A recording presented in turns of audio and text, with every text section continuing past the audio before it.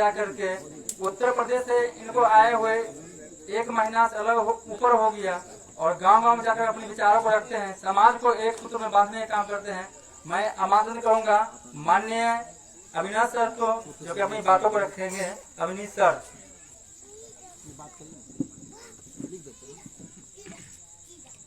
सभी साथियों को जय भीम, जय मूल्यवासी। साथियों, आज की जो बैठक हो रही है, ये बैठक जन जागृति के लिए हो रही है, क्योंकि हेलो, आप लोग आवाज आ रही है ना आप लोग तक? तो ये जागृति का ये जो लोग पहले सोचते होंगे आखिर ये बैठक किस लिए हो रही है, ये बैठक करने के पीछे का मकसद क्या हो सकता है। तो आज जो हम लोग बोल रहे हैं, आज जो हम लोग यहाँ बैठ के मीटिंग कर रहे हैं, तो मीटिंग करने का मकसद ये है, अगर आज हम लोग ये मीटिंग नहीं करेंगे तो एक समय ऐसा आएगा हमें यहाँ पे बैठने भी नहीं दिया जाएगा। आज हमारे पास बैठने का अधिकार है तो हम मीटिंग कर रहे हैं, अगर नहीं बैठने दिया जाएगा यानी पूरी की पूरी व्यवस्था बर्बाद हो जाएगी। तो हम यहाँ पे बैठ के आपस में जो बाजा लगा के सब सुन रहे हैं, इसका भी अधिकार खत्म हो जाएगा। क्योंकि जो जैसे एक जो जिसकी वजह से हमें ये मिला, यानी जिसने हमें पढ़ने का अधिकार दिया, हमने उसको पढ़ा नहीं, और जिस आंदोलन की वजह से हम यहाँ तक पहुँचे और हमने उस आंदोलन को आगे बढ़ाया नहीं, और नहीं बढ़ाएंगे तो हमारा जीना बेकार है, आने वाली पीढ़ी के लिए बेकार हो जाएगा। तो साथियों, जैसे हम लोग यहाँ पे बैठे हुए हैं, हम सबको पता होगा कि हमारा देश 15 अगस्त 1947 को आजाद हुआ। सबको मालूम है कि हमारा देश 15 अगस्त 1947 को आजाद हुआ। लेकिन आप लोग ये सोचिए, 15 अगस्त की जब अंग्रेज नहीं आए थे, यानी अंग्रेज आए तो हमें गुलाम बनाए, जब भारत में अंग्रेज नहीं आए थे तो हमारी क्या स्थिति रही होगी, यानी हमारे पास कौन कौन से पावर रहे होंगे, इसका मतलब अंग्रेजों के पहले हम आजाद रहे होंगे। भारत में अंग्रेज आए तो हमें गुलाम बनाए, और आज अंग्रेज चले गए हैं तो आज हमारी स्थिति क्या है। यानी देश आजाद हुए 70-72 साल हो गए, 70-72 साल होने के बाद भी आज हमारे पास रहने के लिए घर नहीं है, पहनने के लिए कपड़े नहीं है। आज भी हमारे समाज की बहन बेटियां 73 साल के बाद भी सुरक्षित नहीं है। तो ये आजादी कैसी है। तो हम लोग जब अंग्रेज भारत में नहीं आए थे और आजाद भारत में नहीं आने के पहले और आजाद भारत में आज हम लोग आजाद हैं, लेकिन हमारे साथ छुआछूत, भेदभाव, जात पात जो है हो रहा है, हो रहा नहीं हो रहा है। भारत का जो सबसे बड़ा है राष्ट्रपति में नहीं जाने दिया गया, मंदिर के सीढ़ियों पे जो है उसको। हेलो, आवाज खत्म हो गया साहब? ठीक है, हमारी आवाज अच्छा आ रहा था, बढ़िया आ रहा था। जो देश आजाद हुए 70-72 साल के बाद भी राष्ट्रपति को जो राष्ट्रपति हमारा जब मंदिर में जाता है तो मंदिर के सीढ़ियों पे पूजा करनी पड़ती है, यानी वर्ण व्यवस्था छूत लोग हैं, इसलिए आज भी हमें मंदिर में जाने का अधिकार नहीं है। आजाद भारत के 70-72 साल के बाद। और एक घटना और है, अखिलेश यादव जब मुख्यमंत्री थे, मंत्री पद से जब हटाए, मतलब जब उनका कार्यकाल खत्म हुआ और योगी आदित्यनाथ जब सरकार में आए तो उनकी कुर्सी को गाय के मूत्र से शुद्ध किया गया और पूरे मकान को गंगा जल से शुद्ध किया गया और हवन किया गया। हवन करने यानी उस कुर्सी पे बैठे, यानी आजादी के 70-72 साल के बाद भी छूत हो रहा है, हुआ ना आज। तो साथियों, अंग्रेज जब नहीं आए थे तो हमारे पास कौन कौन से हक अधिकार थे, हम आपको बताना चाह रहे हैं। जब अंग्रेज नहीं आए थे तो हमारे पास क्या था, इधर वर्ण व्यवस्था लागू था। वर्ण व्यवस्था में ब्राह्मण, क्षत्रिय और वैश्य और शूद्र। तो ब्राह्मणों ने नियम बनाया कि ब्राह्मणों के पास सारे अधिकार होंगे, यानी ब्राह्मण पढ़ेगा, ब्राह्मण पढ़ाएगा, ब्राह्मण पैसा रखेगा और ब्राह्मण जो है लड़ाई करेगा। एक अधिकार उसका कम किया क्षत्रिय का, 2 अधिकार का जो वैश्य है। और जो हम वर्ण व्यवस्था में जो शूद्र लोग हैं, यानी जैसे बैकवर्ड समाज क्या सोचता है कि शूद्र हम नहीं है, शूद्र तो जो शेड्यूल कास्ट के लोग हैं वो हैं, लेकिन रियल में जो शूद्र है ओबीसी है। क्योंकि ब्राह्मणों ने जो हमारा शेड्यूल कास्ट का भाई है, इनको जो है शहर के दक्षिण दिशा में बसा दिया था इनका तो छुआ भी ब्राह्मण नहीं खाता था। छूने की बात तो बहुत दूर की बात है। अगर हमारे जो हवा है, हमें जब शहर के दक्षिण दिशा में बसाया गया, अगर मान लीजिए जो हवा बहती है तो उसका जो हवा है, हवा तो ब्राह्मण जो है अछूत हो जाता था। और हमारी जो इज्जत रखा, कुत्तों से बेकार रखा। पहले क्या होता था, हमारे यहाँ किचन नहीं होते थे, हमारे यहाँ बड़े बड़े बिल्डिंग नहीं होते थे। उस समय क्या होता था, जब हम लोग खाना खाते थे तो खाना जो है, जब खाने के बाद जो थाली होती थी तो एक होता था हमारे यहाँ बस जो बासन मांजने वाले का अड्डा होता था, महिलाएं बनाती थी।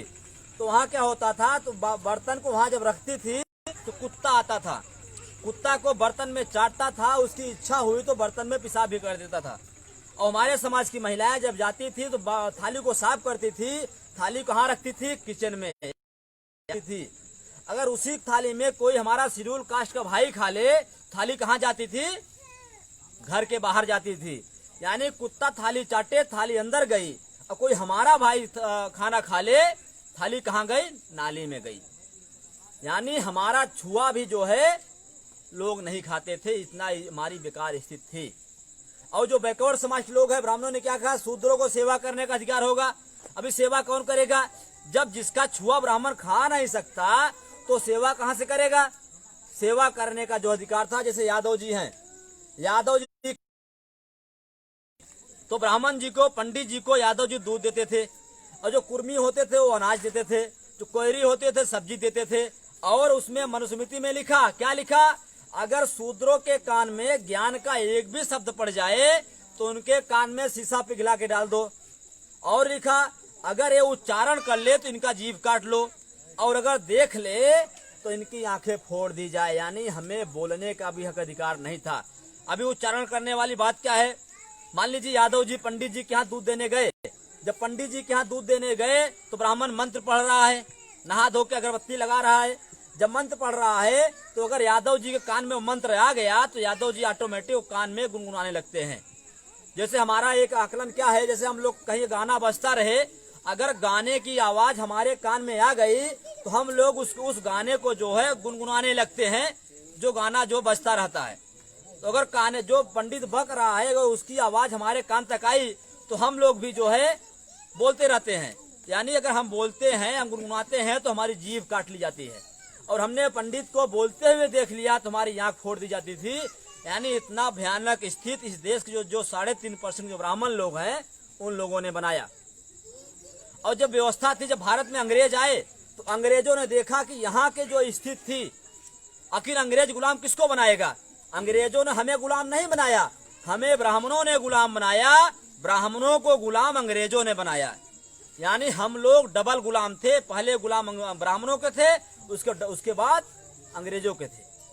तो भारत में अंग्रेज आए तो अंग्रेजों ने क्या कहा, सबसे पहले लॉर्ड मैकाले ने शिक्षा के लिए दरवाजा खोला। इसी देश में जो हमारे समाज की जो पति होते थे, पहले व्यवस्था लागू था, सती प्रथा की व्यवस्था लागू था, नर बल यज्ञ होते थे, अश्वमेघ यज्ञ होते थे। अगर हमारे समाज में पति मर जाए तो पत्नी को जिंदा रहने का हक अधिकार नहीं था। तो क्या होता था, सती प्रथा में पति के साथ में पत्नी को जिंदा पत्नी है तो उसको जिंदा उसमें जो है चिता में पति के साथ जलना पड़ता था। अब जलना क्यों पड़ता था, मान लीजिए पत्नी की जो उम्र है, नई नई शादी हुई है, पति खत्म हो गया और पत्नी के मान लीजिए दोबारा कहीं और शादी करेगी ही। अगर वो अपने इच्छा से अपनी जाति को छोड़ के मान लीजिए दूसरे जाति में शादी कर लिया, क्या हुआ, तो ब्राह्मणों को जो वर्ण व्यवस्था बनाई हुई व्यवस्था है वो टूट जाएगी। कैसे टूट जाएगी, जो ब्राह्मणों की व्यवस्था है गोल व्यवस्था है, सर्किल है, गोल सर्कल है। हमारे लिए कौन सी व्यवस्था बनाई, खड़ी लाइन बनाया। यानी ऊपर ब्राह्मण रहेगा, नीचे क्षत्रिय रहेगा, उसके शूद्र वैश्य रहेगा, फिर हम लोग रहेंगे। हमारे लिए बनाया खड़ी व्यवस्था, अपने लिए बनाया गोल व्यवस्था, यानी गोल सर्किल। जैसे क्या है, अगर यहाँ ब्राह्मण को मारोगे, यहाँ तिवारी को मारोगे, लखनऊ में चौबे को पिराएगा, लखनऊ में चौबे को मारोगे, महाराष्ट्र में जो है मिश्रा को पिराएगा। यानी इनकी जो है आपस में रोटी बेटी की रिश्ता है। तो जो महिला हमारे समाज की जो है, जिसका पति मर जाता है, अगर वो दूसरा शादी दूसरे कास्ट में कर लिया तो हमारा भी रोटी और बेटी का रिश्ता हो जाएगा, तो आपस में हम भी मजबूत हो जाएंगे। ऐसी व्यवस्था हम ना करें, उसके लिए ब्राह्मण क्या करता था, पत्नी को जो है जिंदा जो है उसमें जलाते थे। तो साथियों, जो सती प्रथा था उसके बाद क्या होता था, जो हमारे समाज में लड़के पैदा होते थे, जो पहला बेटा पैदा होता था, ये हमारे लोग की एक कहावत है, अगर पहला लड़का पैदा होता है तो मजबूत होता है। जो पहला लड़का होता था वो मजबूत होता था। तो ऐसा नियम बनाया था ब्राह्मणों ने, लड़का हुआ तो गंगा, जब पहला लड़का जो है गंगा को दान कर दो, यानी गंगा में बहा दो। दूसरा, अगर लड़की पैदा हुई तो उसे जिंदा जमीन में गाड़ दो, पहला लड़का नहीं रखना चाहिए। ऐसा ब्राह्मणों ने परंपरा बनाई। जैसे हमारे घर में महिलाएं खाना बनाती हैं, जो पहला रोटी होती है, और रोटी जो महिला होती है, कहते बेटा को मत दो, ये दूसरे को दे दो, पहले, ताकि ये पहले लाठी में हमारा बेटा ना गिरे। क्योंकि हमने वो चीज सुना है, इसलिए मैं आपको बता रहा हूं। तो ऐसी व्यवस्था लागू थी। और एक और व्यवस्था थी, वो जो है हमारे समाज में देवदासी प्रथा लागू था। ब्राह्मण जो है हमारे समाज जो लड़कियां होती थी, वो मंदिरों में जो है मूर्तियों से शादी कराता था ब्राह्मण। जब शादी कराता था तो मूर्ति क्या करने वाली, मूर्ति कुछ नहीं करती थी। तो ब्राह्मण जो है उससे अत्याचार करता था। फिर जब लड़का पैदा होता तो ब्राह्मण क्या कहता था, इसको हमने थोड़ी पैदा किया, इसको तो ऊपर वाले ने पैदा किया। आखिर आज क्या ऊपर वाला पैदा कर रहा है क्या? जैसे कोई मछली के पेट से पैदा हुआ, ब्राह्मण ने क्या कहा, इसको हमने थोड़ी पैदा किया, तो मछली के पेट से पैदा हो गया, ये तो कुसा से पैदा हो गया, ये तो जो खीर खाने से पैदा हो गया। यानी सही बात, ब्राह्मण के ऊपर आलंछन ना लगे, ब्राह्मण दूसरे के ऊपर जो है आलंछन लगा देते थे। तो इतनी भयानक स्थिति थी। तो भारत में सबसे पहले ज्योतिबा फूले ने 1848 ईस्वी में इस आजादी के लिए बिगुल फूका। जब ये लड़ाई लड़ना शुरू किया ज्योतिबा फूले ने, उनके घर से विद्रोह हुआ। आप जब सही काम करोगे, ब्राह्मण क्या कहेगा, आपका बेटा बहुत गलत काम कर रहा है, उसको रोको। यानी धर्म के विरोध में काम कर रहा है। उस समय जो पेशवाई चरम पे थी, ब्राह्मणों ने कहा उनके पिताजी से, गोविंदराव फूले से, कि आपका बेटा धर्म के विरोध में काम कर रहा है। यानी हमको जो है पढ़ने का अधिकार नहीं था, ज्योतिबा फूले ने हमको पढ़ाने के लिए काम किया। सबसे भारत के पहले कवि हुए ज्योतिबा फूले। उन्होंने क्या कहा, विद्या भी नहीं मति गई, मत भी नहीं गति गई, गति भी नहीं नीति गई। यानी सारी की सारी समस्याओं का जड़ जो कौन है, शिक्षा है। तो सबसे पहले पहला विद्यालय खोला, विद्यालय का नाम रखा अहिल्याश्रम, 1 जनवरी 1818 में। तो साथियों 1848 में विद्यालय खोला। 1848 से लेके 1956 या 26 जो 1950 तक का जो आंदोलन था, यानी 108 साल का संघर्ष, जो हमारी रियल आजादी मिली 26 जनवरी 1950 को मिली। कैसे मिली? जब भारत में संविधान लागू हुआ, संविधान के बदौलत हमारे गले में टाई आए, हमारे समाज में डॉक्टर, वकील, इंजीनियर पैदा हुए। संविधान नहीं होता तो हमारे भी समाज में बोलने का अधिकार, बैठने का अधिकार, चलने का अधिकार भी नहीं था। संविधान के पहले इतनी भयानक स्थिति थी, यानी कुत्ता अगर थाली चाटे तो थाली अंदर जाती थी। कुत्ता भले थे, लेकिन हमारी इज्जत कुत्तों से बेकार थी। किसने रखा था? केवल 3.5% के विदेशी ब्राह्मण। तो साथियों, जब हम संविधान लागू हुआ तो उसमें क्या हुआ, संविधान में यह हुआ कि एक ही विद्यालय होगा, और उसी विद्यालय में चाहे राष्ट्रपति का लड़का हो, चाहे चपरासी का लड़का हो, चाहे मजदूर का लड़का हो, एक शिक्षा होगा। जब एक शिक्षा होगा तो जो राष्ट्रपति लड़का पढ़ेगा वही हम भी पढ़ेंगे। तो हमारे भी समाज में जो है डॉक्टर, वकील पैदा होंगे। जो बुजुर्ग लोग हैं वो जानते होंगे, प्राइमरी विद्यालय में पहले मास्टर पंडित जी होते थे। यानी पहले के विद्यालय के पढ़े लिखे 8 पास तक हुए, 8 पास के लोग। और आज जो है BA, BSc, MSc करके रोड पे घूम रहे, नौकरी मिलने वाली नहीं है। उसका कारण क्या है? क्योंकि पहले पंडित जी, गुरु जी होते थे, हमारे लोगों को ब्राह्मण बहुत मारता था। ब्राह्मण क्या कहता था कि जब से पढ़ोगे कक्का किक्की, तब से जोतोगे 3 हराई। यानी तुम पढ़ाई मत करो, तुम जाके घर में जो है खेत जोतो, जो हमारा जो काम करे वही काम करो। तुम पढ़ लिख के क्या करोगे? कौन सा कलेक्टर बन के क्या उखाड़ लोगे? ऐसा ब्राह्मण दुष्प्रचार करता था। और जो हमारे समाज में जो बेचारे ब्राह्मणों को लाठी खाई, डंडे खाए, ब्राह्मण इतना मारता था कि ब्राह्मणों को लाठी हमारे लोगों ने सहा। जब सहने के बाद हमारे भी समाज में डॉक्टर, वकील, इंजीनियर पैदा होने लगे। जब ये लोग आगे बढ़े तो क्या हुआ, जिस समाज को कभी चारपाई पे बैठने का अधिकार नहीं था, आप लोगों को पता होगा, कभी पंडित हमारे दरवाजे आता है तो हम लोग जमीन पे बैठते हैं, ब्राह्मण कहाँ बैठता है? कुर्सी पे या चारपाई पे बैठता है। हम लोग उसके सामने बैठ नहीं पाते थे। अभी जैसे बता रहे थे कि ब्राह्मणों की बस्ती में आज भी ऐसी स्थिति है कि ब्राह्मणों की बस्ती में हम जाते हैं तो चप्पल को हाथ में लेते हैं, हम कहीं अगर हैंडपंप को छू लिए तो हमारी जान चली जाती है।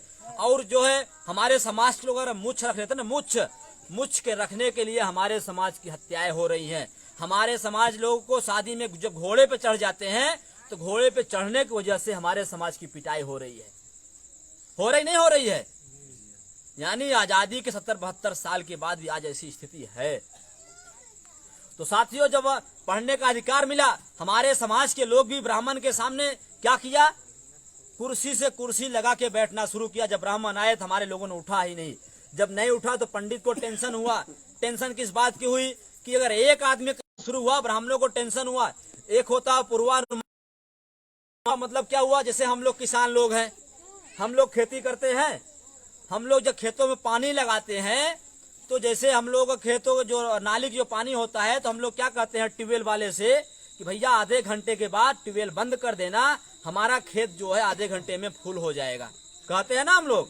क्यों कहते हैं कि हमें आकलन हो जाता है कि आधे घंटे के जो रास्ते का पानी है, इस रास्ते के पानी से हमारा खेत जो है भर जाएगा।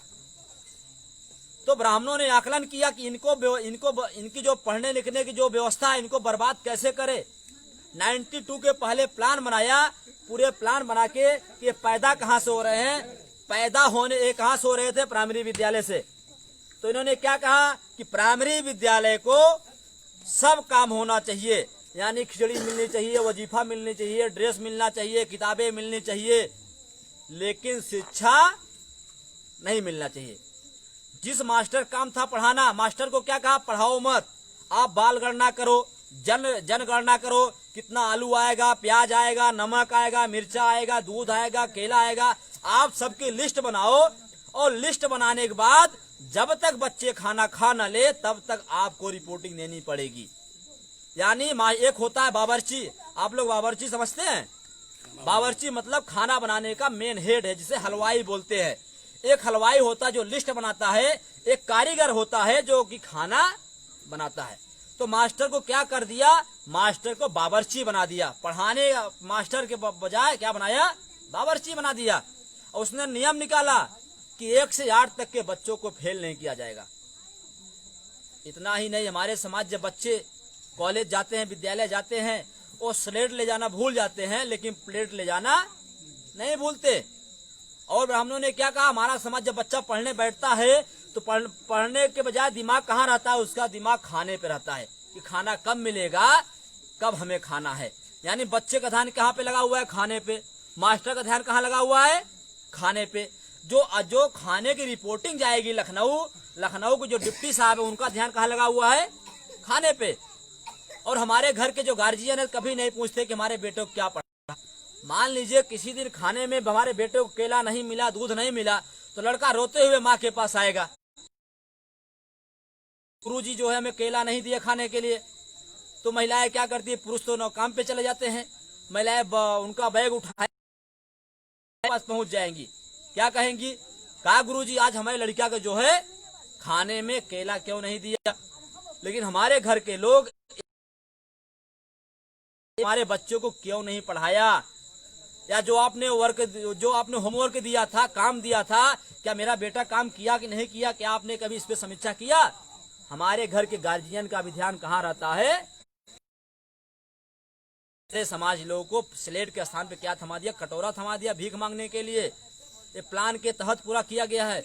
यहाँ जितने लोग भी बैठे हैं नहीं लगता कोई BA BSc किया होगा, नहीं लगता है मुझे, सब मजदूर ही लोग होंगे।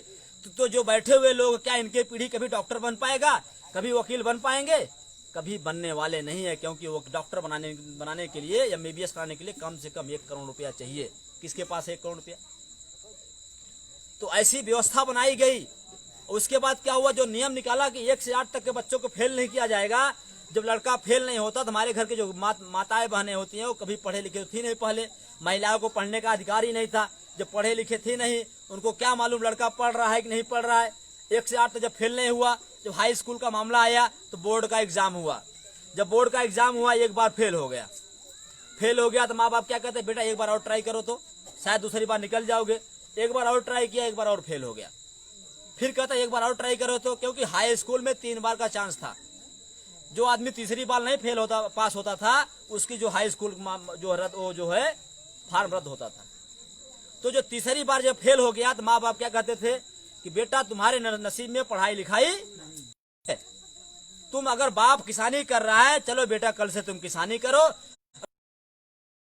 तो क्या कहते बेटा कल से तुम अंडा की दुकान लगाओ। मुंबई में वॉचमैनी कर रहा है तो बेटा चल के कल वॉचमैनी करो। यानी जो लड़का आपका डॉक्टर बन सकता था, वकील बन सकता था, क्या बन गया? मजदूर बन गया। वो बना नहीं, उसे प्लान के तहत 3.5% ब्राह्मण बनाए। एक तरफ क्या व्यवस्था बनाया? प्राइवेट विद्यालय, नियम निकाला, सप्ताह में टेस्ट होगा, महीने में टेस्ट होगा, 6 महीने में टेस्ट होगा।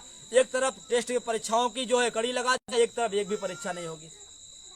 और उसमें जो बच्चे पढ़ते हैं प्राइमरी विद्यालय में 99.9% बच्चे अपने समाज के पढ़ते हैं, SC ST OBC के बच्चे पढ़ते हैं, ब्राह्मण का बच्चा उसमें नहीं पढ़ता। क्या इस पे कोई आवाज उठाने वाले हैं? हमारे समाज में आने वाले समय में बहुत भयानक स्थिति होने वाली है। जो 2 पीढ़ी पहले थी वही 2 पीढ़ी आज भी है। अब हमारे समाज के महिलाओं को पढ़ने के इसलिए नहीं दिया गया क्योंकि अगर महिलाएं पढ़ती हैं तो 2 घर को शिक्षित करती है। पहला अपना ससुराल, दूसरा अपना नैहर। इसलिए ब्राह्मणों ने महिलाओं को पढ़ने लिखने से वंचित रखा। ब्राह्मणों ने क्या कहा? प्लान बनाया। क्या बनाया? पंडित ने कहा कि बिना हमारे आज्ञा से तुम जन्म भी नहीं ले सकते हो, मर भी नहीं सकते हो। जैसे पंडित मान लीजिए लड़का हमारे यहाँ पैदा हुआ, ब्राह्मणों ने व्यवस्था बनाई कि ब्राह्मण के यहाँ लड़का नामकरण की जो प्रक्रिया बनाई कि पंडित जी से ही नाम रखना पड़ेगा। क्या कहा? ब्राह्मण के यहाँ पैदा होगा तो ज्ञान सूचक शब्द यानी ज्ञान प्रकाश और वेद प्रकाश। बनिया के यहाँ पैदा हुआ तो धन सूचक शब्द यानी करोड़ीमल पन्ना लाल। और अगर ठाकुर के यहाँ पैदा हुआ, छत्री के यहाँ पैदा हुआ तो बल सूचक शब्द यानी अखंड। हमारे यहाँ लड़का पैदा हुआ तो ब्राह्मण पूछता था, क्या पूछता था कि बताओ लड़का है कि लड़की है? हमारे लोग क्या कहते हैं? पंडित जी लड़का है। तो पंडित कहता था कब पैदा हुआ? कहते पंडित जी बुधवार को पैदा हुआ। अच्छा लड़का है, बुद्धू राम रख दो। लड़की है, बुधनी रख दो। गोबर के पैदा हुआ तो गोबरी प्रसाद गोबरी रख दो, लकड़ू रख दो, निरहू रख दो, घुरहू रख दो, खरपतवारी रख दो। यानी जैसा नाम वैसा, जहाँ पैदा होते थे वैसा हमारे लोगों को नाम रखते थे। ये कोई काल्पनिक नहीं है। आज भी जो बैठे हुए लोग हैं आप उनके नाम है, ऐसा ही नाम था। आज तो हम लोग रखते हैं ना, पहले ऐसा हमारा नाम नहीं था। और नाम रखने के बाद ब्राह्मण को दक्षिणा भी चाहिए। कितना चाहिए? 151 रुपया। यानी हमारा नाम खराब रखता भी था, हमसे दक्षिणा भी लेता था ब्राह्मण। और दूसरा कौन सी व्यवस्था बनाई? दूसरा व्यवस्था बनाई कि लड़का तुम्हारा पढ़ लिख के डॉक्टर बन जाएगा, वकील बन जाएगा, लेकिन बिना ब्राह्मण के शादी होने वाली नहीं है। अब मान लीजिए पंडित हमारे यहाँ शादी कराने आया तो क्या हुआ? हमारे लोगों को आज तक ब्राह्मण क्या करता है, कौन सी संस्कृत में मंत्र पढ़ता है, आज तक हमारे लोगों को समझ में नहीं आया। केवल एक ही बात समझ में आया, पता है क्या? स्वाहा। यही है ना? सुहाग मतलब क्या होता है? बात खत्म। जल के भस्म हो जाओ। आपका जैसे मान लीजिए पासवान बस्ती है, जो भी बस्ती हो, आग लग जाए, कल पेपर में क्या देगा? एक गांव जल के स्वाहा हो गया। और स्वाहा करने के बाद ब्राह्मण जाता है ना। और सीधा का मतलब क्या होता है? हम लोग सोचते हैं सीधा का मतलब आटा, दाल, चावल ये होता है। ये नहीं होता है। मेहनत के न हल चले न चले कुदारी, अब बैठे भोजन दे मुरारी। ब्राह्मण कहता है कि मुझे तुम थोड़े, मुझे तो ऊपर वाला खिला रहा है। आखिर ब्राह्मण को खिला रहा, हमें क्यों नहीं खिला रहा ऊपर वाला? क्या कभी हम लोगों ने सोचा इसकी ये बात? तो साथियों, ब्राह्मण हमें मूर्ख, एहसास ना हो कि ब्राह्मण को हम खिला रहे हैं। अगर एहसास हो जाएगा तो ब्राह्मणों को खिलाना बंद कर दोगे। और साथियों, जो ब्राह्मण हमारे यहाँ आता था, जैसे हम यादव बिरादरी से हैं, ब्राह्मणों की व्यवस्था से हम अहीर हैं, तो हमारे यहाँ आता था तो हमारे यहाँ पर जो दूध होता था तो हम लोग जो है ब्राह्मणों को मोटी मोटी साड़ी वाला दूध ब्राह्मण को खिलाते थे। जब ब्राह्मण जब साड़ी का दूध पीता था, ढकार मारता था। उसका गाल देखिए और हमारे लोगों का गाल देखिए। उसका गाल जो है टमाटर के जैसा पेट निकला हुआ है। हमारे लोगों को न गाल का पता होता न पेट का पता होता है। सही ना सही है जी। और वो ब्राह्मण जो हमारे यहाँ, उसके बाद क्या, जब खाना बनाने की बात आती थी तो ब्राह्मण कहता था कि सब्जी तुम बना दो, सब्जी बनाने के बाद हट जाओ, नमक हम डाल देंगे। यानी बैकवर्डों को कहता था यह साथ कि आज भी तुम शूद्र है, तुम्हारा बनाया तो खा रहे हैं, लेकिन जब नमक डालने के बाद तुम भी अछूत हो गए। और उसे पूरी कैसे चाहिए? देसी घी में उसे पूरी चाहिए। डालडा का जो है ब्राह्मण जो है पूरी नहीं खाता था, देसी घी में ब्राह्मण पूरी खाता था। खिलाया ना हम लोगों ने ब्राह्मणों को। जब हम लोगों ने ब्राह्मणों को खिलाया, ब्राह्मण मजबूत हुआ। जब मजबूत हुआ तो पिटाई किसकी करेगा? खिलाने वाला करेगा ना। आज हमारी पिटाई कर रहा था, हम चिल्ला रहे हैं। खिला के जब हम लोगों को मजबूत किया, पिटाई तो करेगा ही ब्राह्मण। तो ब्राह्मणों को मान करिए। दूसरे ब्राह्मण ने कौन सी व्यवस्था बनाई? लड़का मान लीजिए तुम्हारा शादी ब्याह करा दिया, जब घर बनवाया तो गृह प्रवेश की बात आती है। यानी बिना ब्राह्मण की आज्ञा से गृह प्रवेश कराता नहीं होती। समझ रहे हैं? रखता है ना ब्राह्मण। क्या कहता है? गोबर नहीं, एक गणेश है। गोबर को, यानी एक पढ़ा लिखा आदमी को, डॉक्टर को, इंजीनियर को ब्राह्मण क्या कहता है? ब्राह्मण रखता है थर्मामीटर, नापता है कि नहीं गुलाम है। गोबर रखता है, डॉक्टर से कहता है डॉक्टर साहब ये गणेश है, और डॉक्टर साहब जैसे ही कहते जी पंडित जी गणेश है, तो डॉक्टर समझ लिया अभी ये गधा है। डॉक्टर से पूछे कि क्या जो मल मूत्र है, चाहे इंसान का हो चाहे जानवर का हो, कभी उसमें गणेश हो सकते हैं क्या? लेकिन हमारे लोग अनपढ़ ब्राह्मण की बात मानते हैं। अनपढ़ ब्राह्मण अगर कह दिया कि गोबर नहीं ये गणेश है, हमारे समाज के पढ़े लिखे डॉक्टर, वकील, इंजीनियर बात मान लेते हैं। क्या आप लोग हमारी बात मानेंगे जो हम कहेंगे? मानने वाले हो आप लोग? हाँ, नहीं मानोगे। हम कहे गोबर को हलवा समझ के पी जाओ, पीने वाले हो? अगर ब्राह्मण को गोबर को गणेश करा तो आप तो मान रहे हो, लेकिन हम आपके ही समाज के हैं, कहें गोबर मत समझो, उसे हलवा समझो और आंख मूंद के पी जाओ, तो कहोगे मूर्ख समझ रहे हो क्या मुझे? तो हमारे लोग अनपढ़ ब्राह्मणों की बात मानते हैं, पढ़े लिखे लोगों की बात नहीं मानते। तो साथियों, ब्राह्मणों ने व्यवस्था बनाई। ब्राह्मण थर्मामीटर लगा मनाता रहता है कि अभी इनके पढ़े लिखे लोग कितने गधे हैं। आज इन पढ़े लिखे लोगों की वजह से सारी की सारी व्यवस्था बर्बाद हो रही है, लेकिन एक गधे बोलने वाले नहीं है। हमारे अनपढ़ पुरखे सही थे। अनपढ़ पुरखे जो पढ़े लिखे नहीं थे, पहले क्या होता था? बीएसएनएल की कंपनी में गड्ढा खोदने वाले आदमी उसी कंपनी के क्या हो गए? सरकारी कर्मचारी हो गए। खुद तो गए ही गए, 2-4 अपने गांव वालों को भी ले गए। यानी अनपढ़ लोग जो है संघर्ष किया। संघर्ष करने के बाद हमारे गले में आज पढ़े हमारे समाज में बच्चे बर्बाद हो रहे हैं। पढ़े लिखे लोगों की आंखों के सामने पूरी की पूरी व्यवस्था बर्बाद हो रही है, लेकिन पढ़े लिखे लोग बोल नहीं रहे हैं, क्योंकि ये पढ़े लिखे लोग नहीं है ना, लिखे पढ़े लोग हैं।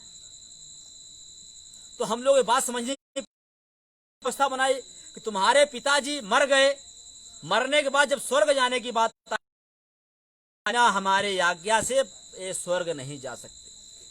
हमारे लोग सोचते होंगे स्वर्ग में बहुत बढ़िया कमरा बना होगा, एसी बनी हो, एसी लगी होगी, हमारे पिताजी जो है आराम से जाके एसी में जो है रहेंगे। यही सोचते हैं ना हम लोग। आखिर जिन ब्राह्मणों ने हमें हमारे यहाँ इज्जत कुत्तों से बेकार रखी, क्या वो ब्राह्मण चाहेगा कि हम मरने के बाद स्वर्ग में जाके रहें? चाहेगा वो हमें ब्राह्मण चूतिया बनाता है, मूर्ख बनाता है कि इनको जो है स्वर्ग की लालच देके हमसे क्या लेता है? जो हमारे पिताजी उपयोग करते रहते हैं वो जो है ब्राह्मण हमसे लेता है, मूर्ख बना के। खटिया लेगा, मछिया लेगा, लोटा लेगा, चारपाई, वो गाय भैंस मांगेगा दूध खाने के लिए, तुम्हारे पिताजी जो है ऊपर दूध पियेंगे। एक यादव जी थे, वो यादव जी जो है पहले ब्लॉक प्रमुख थे। तो क्या हुआ, यादव जी हर साल जो है पैसे वाले थे, हर साल अपने पिताजी का श्राद्ध कराते थे और ब्राह्मण को जो है 2 लाख 2.5 लाख का सामान देते थे। जब यादव जी हम लोगों के संपर्क में आए तो यादव जी ने कहा, यार पंडित जी तो हम लोगों से बहुत लूट रहा है, एक बार फिर बुलाते हैं। बिना श्राद्ध के यादव जी ने श्राद्ध कराया। पंडित जी से कहा, पंडित जी आप लिखो सामान। तो पंडित जी ने सामान लिख दिया, खटिया मचिया जो भी कुछ था 1-1.5 लाख का सामान लिख दिया। यादव जी जितना पंडित जी ने सामान लिखा सारे के सामान सारा सामान लाए। लाने के बाद बैठ गए, पंडित अपना कार्यक्रम शुरू कर दिया। यादव जी बगल में एक लाठी रख लिया बढ़िया तेल लगा के। जब रख लिया बगल में तो पंडित जी जब पूरा कार्यक्रम शुरू खत्म कर दिया, यादव जी ने कहा पंडित जी आपको हम काफी दिन से देते चले आ रहे हैं, इस बार भी दे रहे हैं, लेकिन अब जमाना डिजिटल का हो गया है। ये जो हम दे रहे हैं हमारे पिताजी तक पहुंच रहा है कि नहीं रहा है, ये थोड़ा वेरीफाई। अब मेरी मोबाइल भी साथ में लेके चले जाओ, पिताजी को दे देना, थोड़ा जी से बात हो जाएगी। जैसे मोबाइल की बात आई कि अब तो मोबाइल देना पड़ेगा पिताजी को इनको, तो यादव जी ने क्या कहा पता है ना तुमको, अहीरों की जैसे लाठी उठाए मारने के लिए पंडित जी जो है यादव जी के पांव में पड़ गए। उन्होंने व्यवस्था बनाई थी, उस व्यवस्था की वजह से आज हम लोग चले आ रहे हैं। आप कभी ब्राह्मणों को देखो, हमारे समाज जब बुजुर्ग जो 10 साल के बाद जब 60 में आते हैं तो घर पे बैठ जाते हैं और क्या कहते हैं, इंतजार करते हैं आज मरे कि कल मरे।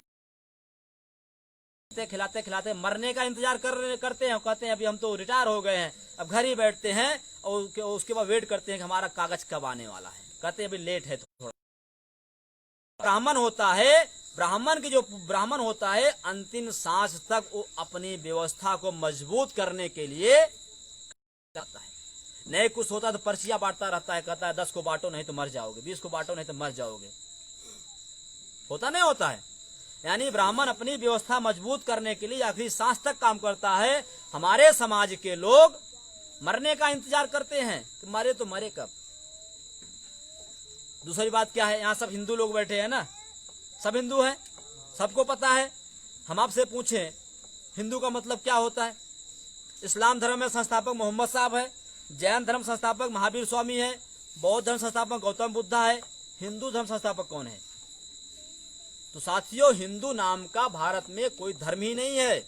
हिंदू का मतलब होता है, मोबाइल सबके पास है, नेट पे डालिएगा गूगल पे, हिंदू का क्या अर्थ है निकल के आएगा, काला चोर, गुलाम, डाकू। ब्राह्मण हमें क्या कहता है, डाकू हो तुम चोर हो। यानी पहले हमें अछूत बनाया और आज क्या कह रहा, तुम चोर हो।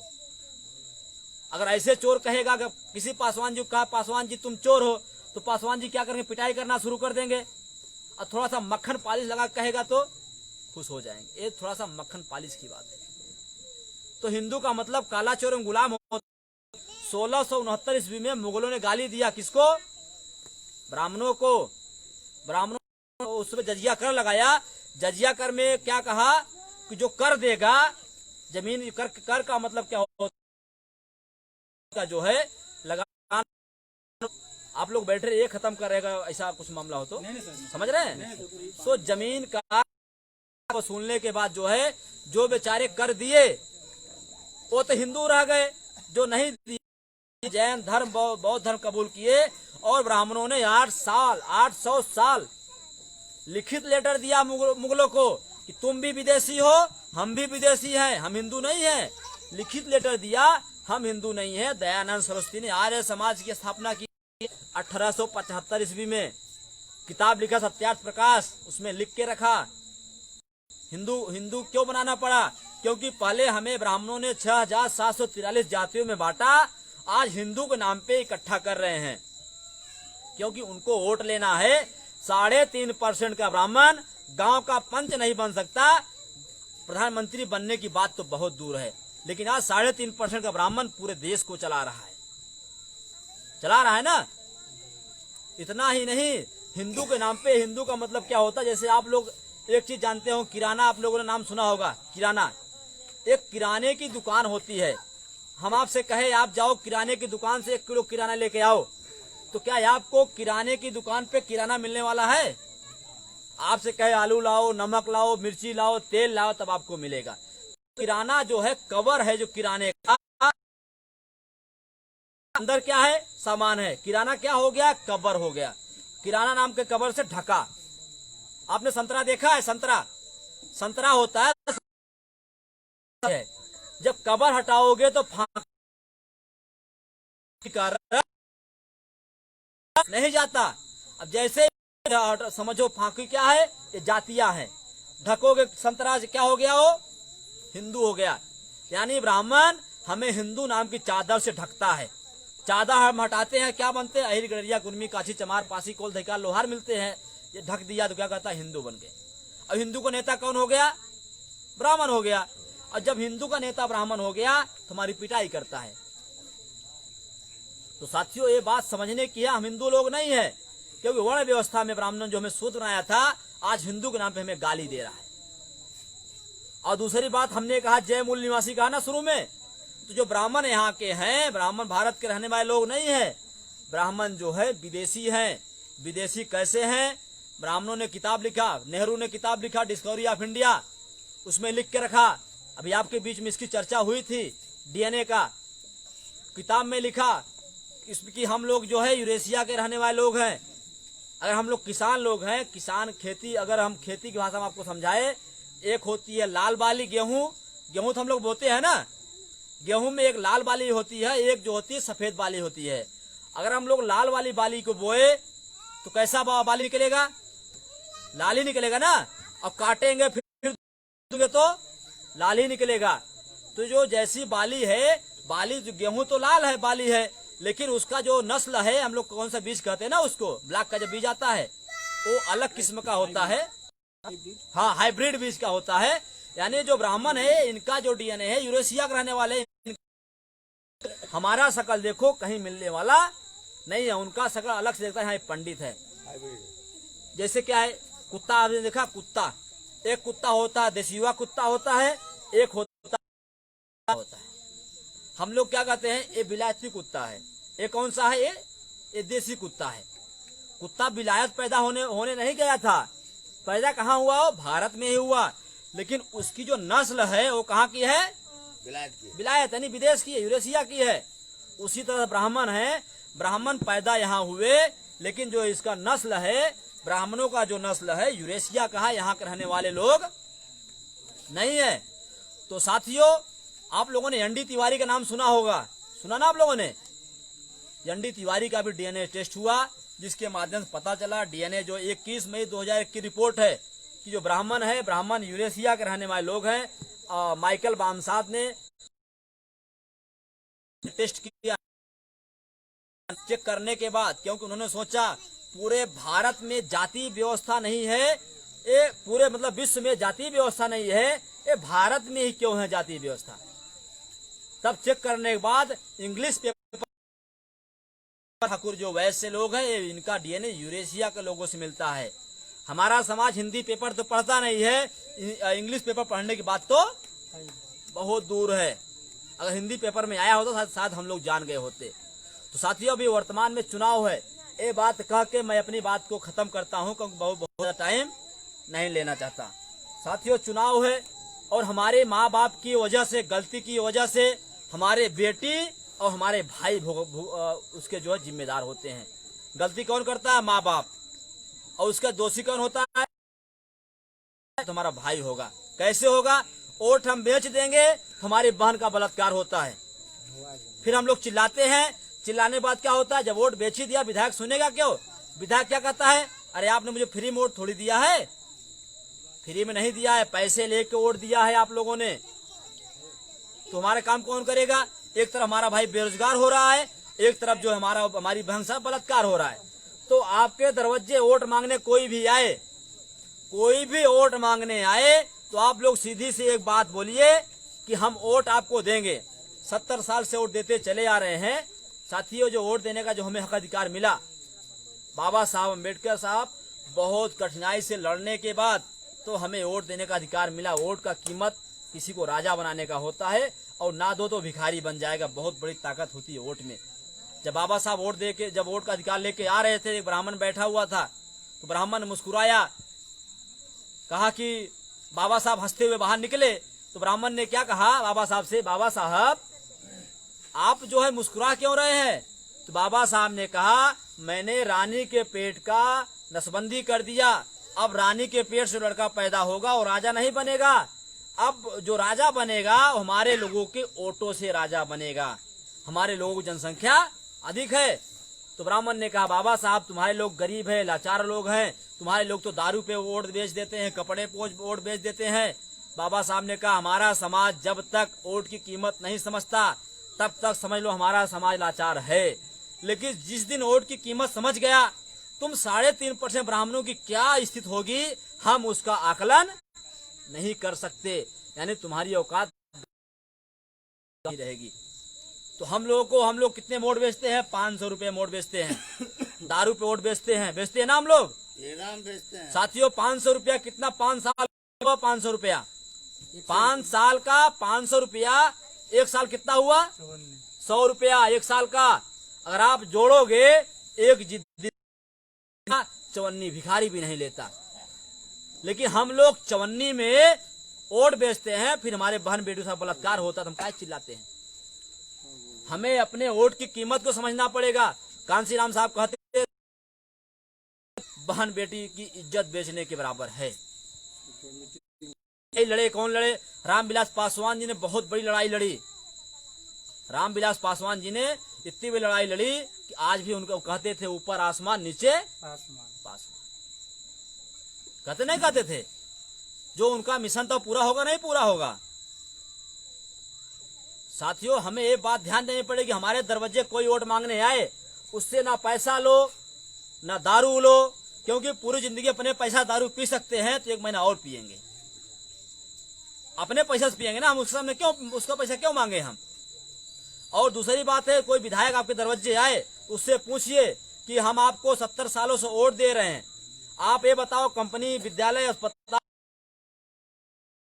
यानी जमीन भी जा रहे हैं, जब सारे बिल पास हो रहे थे तो आप विधायक जी ये बताओ कर क्या रहे थे? जब पूछोगे ना विधायक जी या तो रुकेंगे तो भाग जाएंगे, फिर विधायक जी कहेंगे कि इस बार हम आपकी लड़ाई लड़ेंगे, तो आप लोग कहिएगा भरोसा खत्म हो गया विधायक जी, अब भरोसा नहीं रहा। अब हमें आप स्टाम्प पेपर पे लिख के दो कि आप स्टाम्प पेपर पे लिख के दो कि हम ये काम करेंगे तभी आपको वोट दोगे, तो आप नहीं है। क्या आप लोग पूछने वाले हो ऐसा? आप लोगों को पूछ, हमारे आने वाली पीढ़ी को बचाने का मामला है, आने वाली पीढ़ी हमारी गूंगी और बहरी पैदा होगी, उसके जिम्मेदार हम होंगे। क्योंकि आज हम लोग महापुरुषों के मूर्तियों पे माला चढ़ाते हैं ना, हमारे मूर्तियों पे क्या चले पता है? जूता चलेगा, जूता जूता की माला ढूंढेंगे और चढ़ा देंगे, कहेंगे इतने नालायक निकले जो हमारे बाप ने दिया उसको बचा नहीं पाए, जब बर्बाद हो रहा तो कहाँ बैठे थे। तो स्थितियां बहुत खराब होने वाली है। तो आप लोग जो है कोई भी नेता दरवाजे आए लिखित मांगो, बिना लिखित के वोट उनको नहीं करना। जो पार्टी स्टाम्प पे लिख के देगी आपको उसी को वोट देना है, समझ रहे हैं?